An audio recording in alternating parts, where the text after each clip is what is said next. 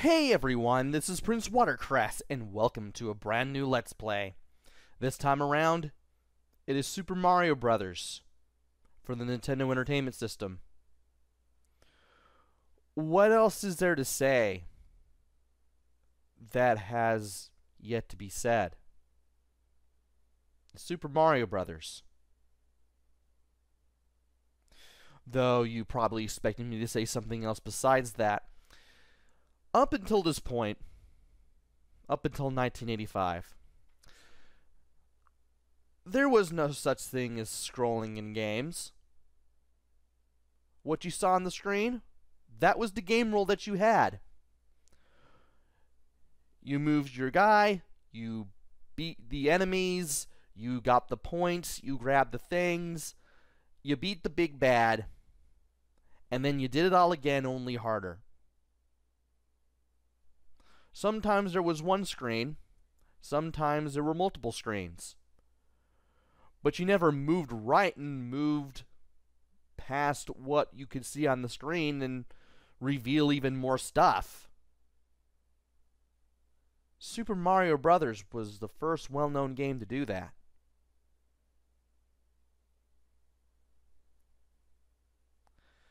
Most games, up until this point, didn't even have any music. You just had sound. That was it. But this game had sound and background music. Sure, it had been done before with Pitfall 2,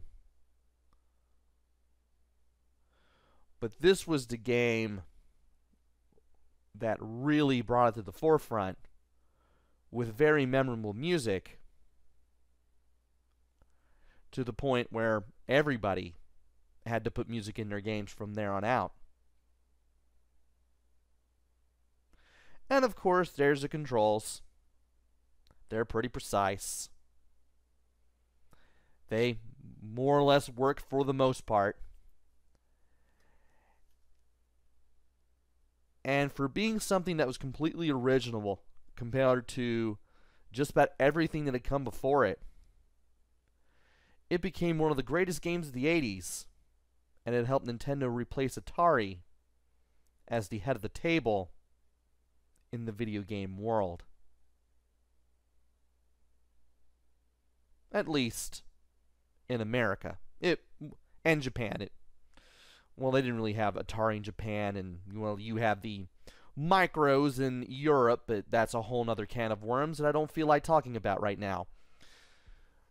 As far as America went, once this game came out and everybody got into the NES, Nintendo was king, and it would be king for the rest of the 1980s. And if you played this game before, you know what's going on. There's 8 worlds, 4 levels each. Go through them, save the princess, and beat Bowser. Without further ado, let's begin. We start with 3 lives. We only get to see how many lives we have whenever we lose one, or go to a new stage. So at the top of the screen, we have our current amount of points. We also know who we're playing as. We're playing as Mario. In the 2-player mode, the second player plays as Luigi. You have your current coin count. You have the current level that you are on. And you have your current amount of time. And that's pretty much it.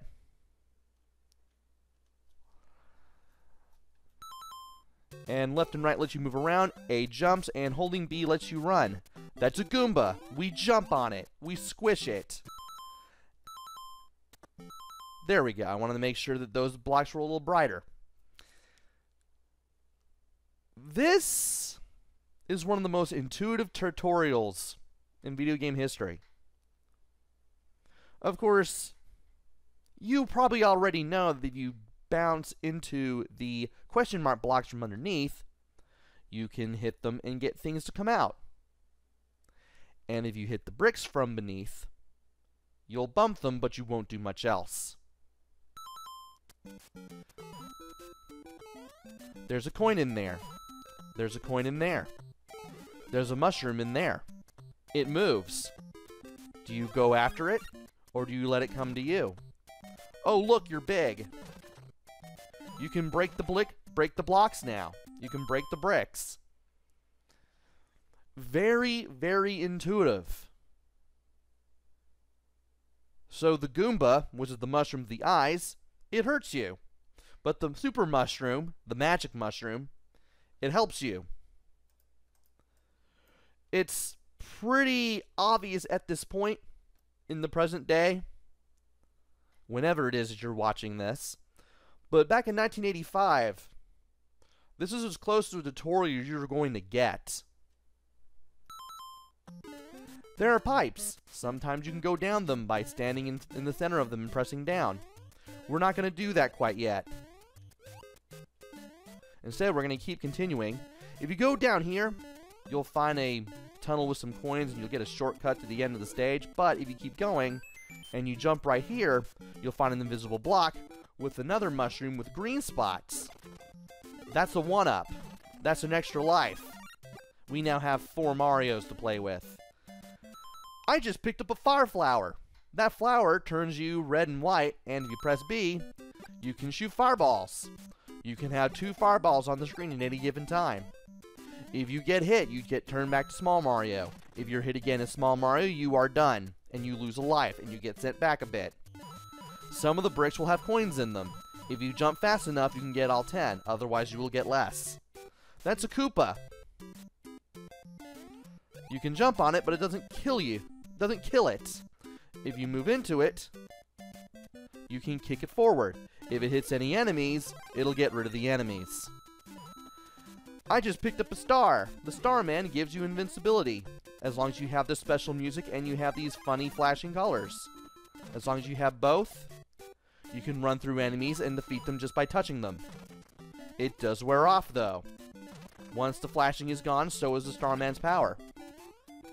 There's some stairs. We jump across the stairs. That is a bottomless pit. That kills you. Don't jump into it. And when you have less than 100 seconds left, you need to hurry up. And that's the flag. When you jump into it, you finish the stage.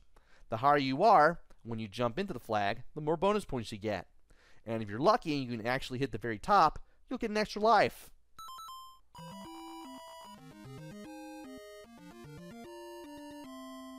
And we do this all over again, but we go to a different place.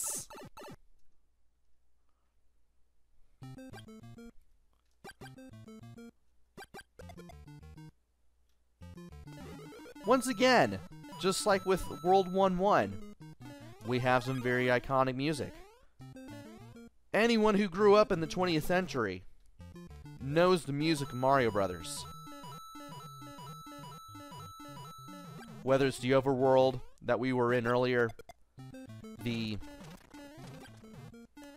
underground music that we're listening to now, the Starman music, even the music that we get when we lose a life. All iconic. And there's another Starman. If you run and duck, we can slide under there while we are big.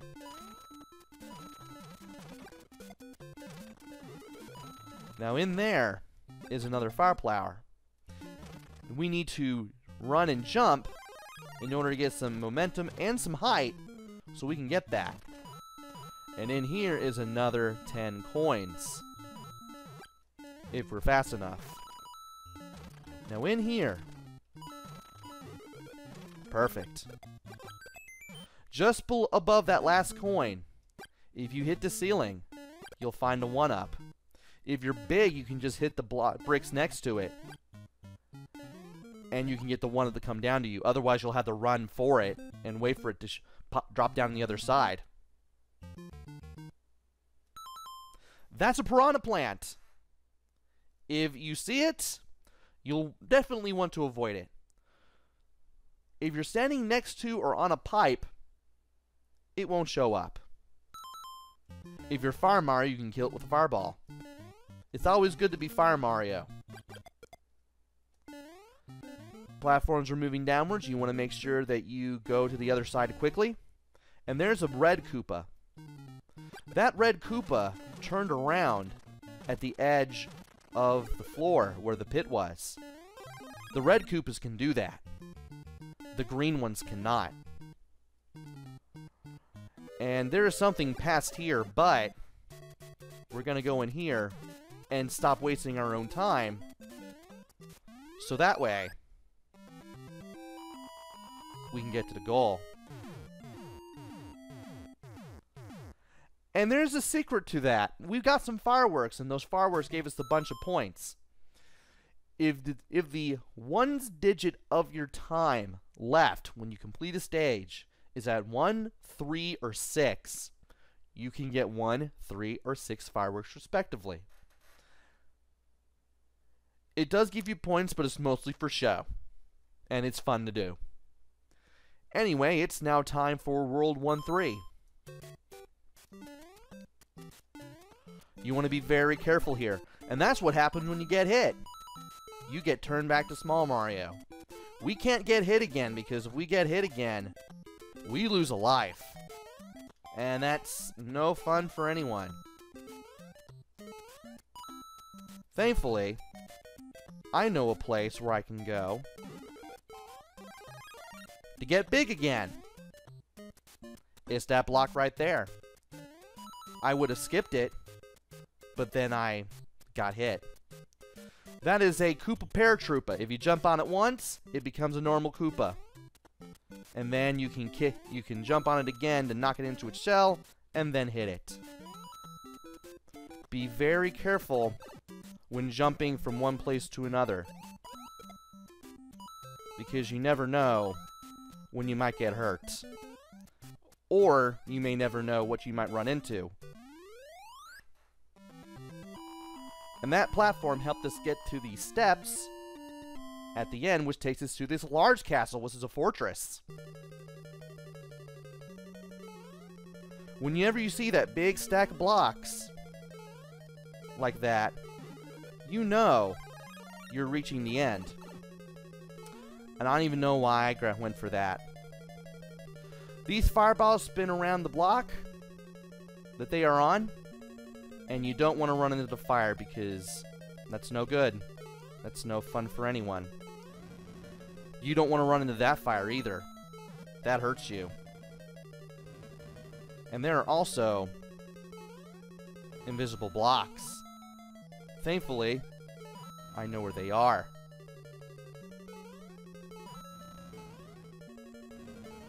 Now here's what you want to do. You could use that platform, or you can run under Bowser, grab the axe, chop down the end of the bridge, and get rid of Bowser. And you'll save a mushroom retainer who tells you that the princess is in another castle. And you get to do this all over again with the second world of the game. Join me next time. Well, actually, let's not close this out just yet. I'm going to play through this game again. And this time, I'm hopefully going to do this without insulting one's intelligence, or trying to sound like I'm insulting one's intelligence. Let me go ahead and start over here real quick. There we go. And now, we're going to do this all over again. But I'm going to show some stuff off. A little bit. Alright. Now, we could get that one up. I want to know if I could still do it. No, I still can't. Well, I tried anyway. I can still do this, though. I can still pretty much do this. Let's go ahead and just blow through these stages now. That way I can put myself in a much better position for when I want to play through this game for next time for the next video. So you pretty much know what to expect from here.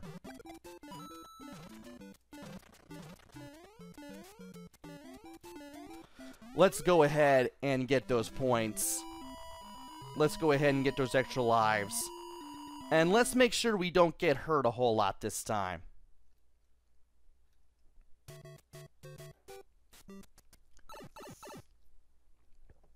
Alright.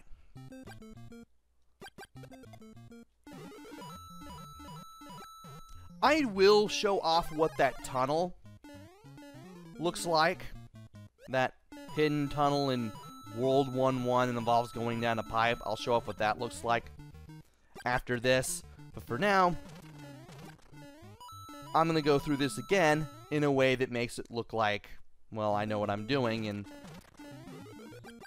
I'm not explaining this to everyone like it's the first time they've ever played this.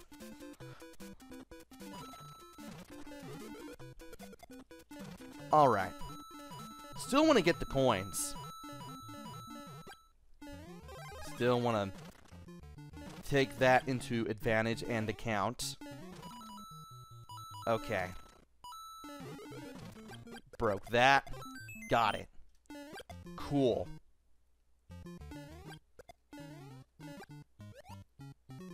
Alright. And I want to get rid of you just for fun. Okay.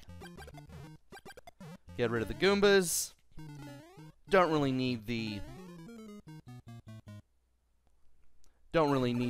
fire flower down there. And I will show off what is beyond that pipe after this more expertly done playthrough.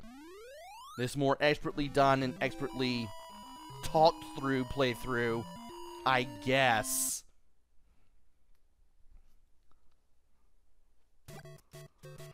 Alright.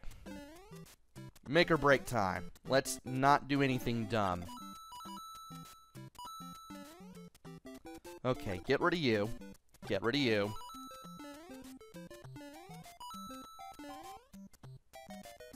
And I'm going to go ahead and get the flower again just for fun. Now that I have an idea of what I'm doing. And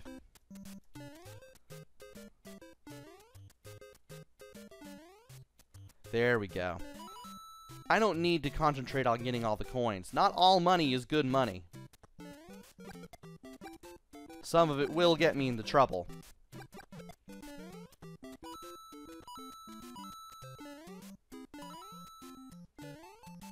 And there we go. Get those 5,000 points. And let's be on our merry way to go through the castle.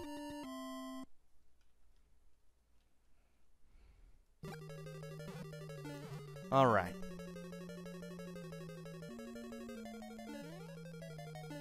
Alright. Let's be careful here, too. You may have to walk here without holding down the B button to make it so that you can get through here a little more quietly. Well, so much for that. Well, I can still do this. I'm going to use the platform this time. Ha!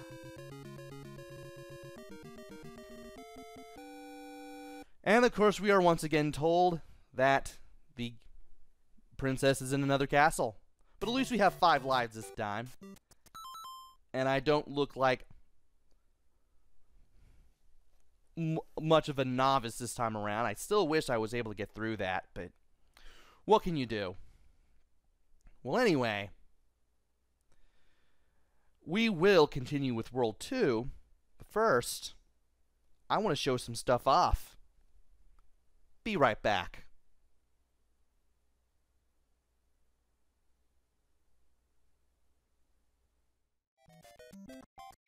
Ever wonder what was below this pipe? Press down when you're standing in the center to find out. And here's all those coins and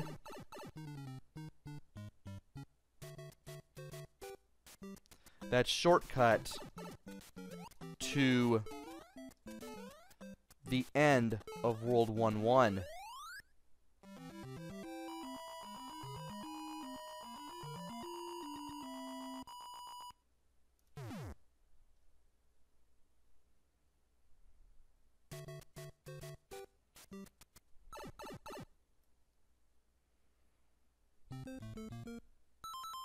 there's also something I want to show off near the end. Give me a moment.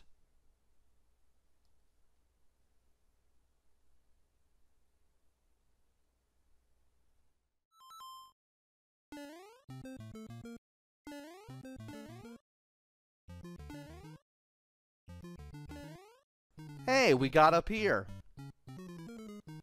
If we go here, we can skip to World 2 if we want, but we can also skip to World 3 or World 4.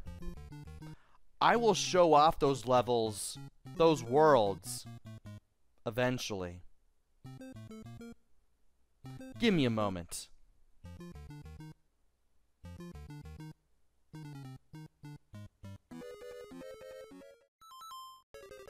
So here I am again with Fire Mario this time, and you can throw fireballs at Bowser. When I defeated him, he turned into a Goomba. He'll turn into other enemies too in later worlds. We will have to fight him again. For now, let's grab the axe and get out of here.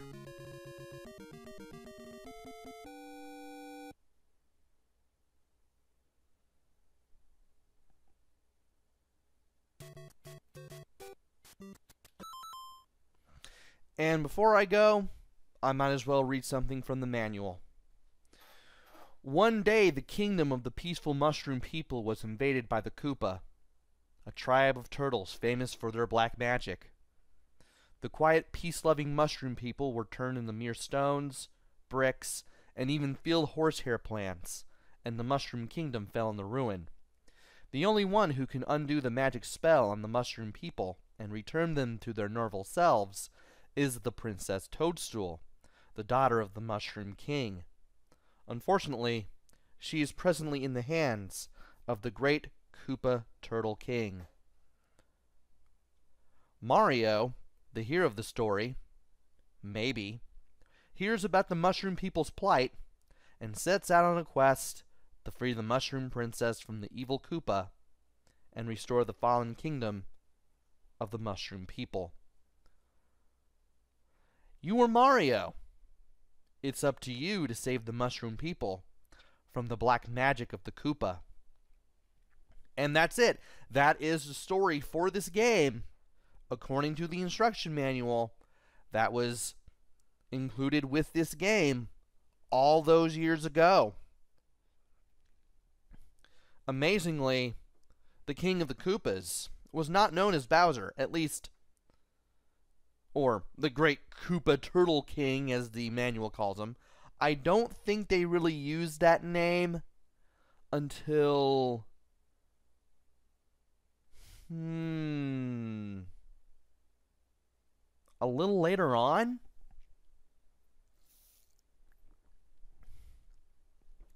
I know they called him Bowser in the third game, but I'm trying to remember at least when they started calling him Bowser proper. It was probably Mario 3, because I don't think they ever used the name Bowser in the Super Mario Bros. Super Show.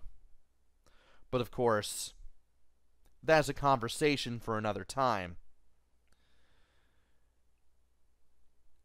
Also, if you're wondering why I'm not doing the Minus World, there's plenty of videos about it. Will I do one? Hopefully, if I can figure out how to do the whole Minus World thing.